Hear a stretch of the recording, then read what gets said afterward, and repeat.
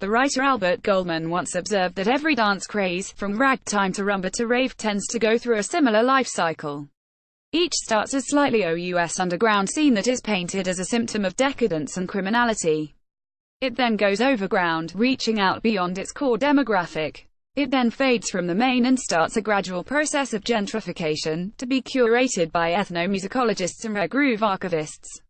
It's a cycle we've seen repeated for more than a century, from tango to techno, from habanera to hip-hop.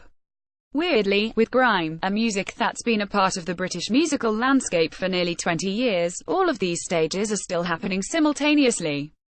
Grime is still OUS and parochial enough to attract massive police attention, main enough to spawn such huge stars as Stormzy and Skepta, yet gentrified enough to attract the attention of highbrow bloggers while archive pirate radio recordings and rhapsodize about grime's references to Gamelan and Steve Reich.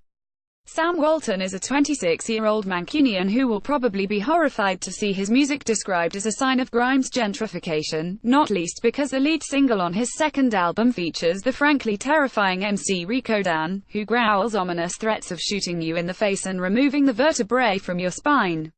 Yet, despite this, there's a sense of austere, clockwork precision to Black Lotus that would work in a concert hall as much as an East London sound clash.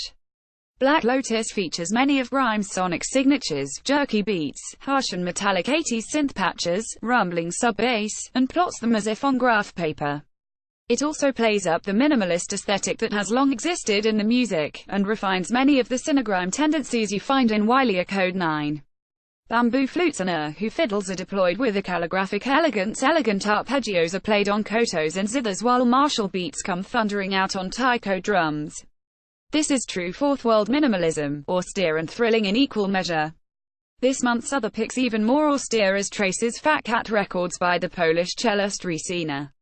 Resina, aka Carolina Rek, layers her cello in real time using looper pedals, mixing long drones with shimmering tremolo effects and staccato riffs, and occasionally singing in a ghostly wordless howl.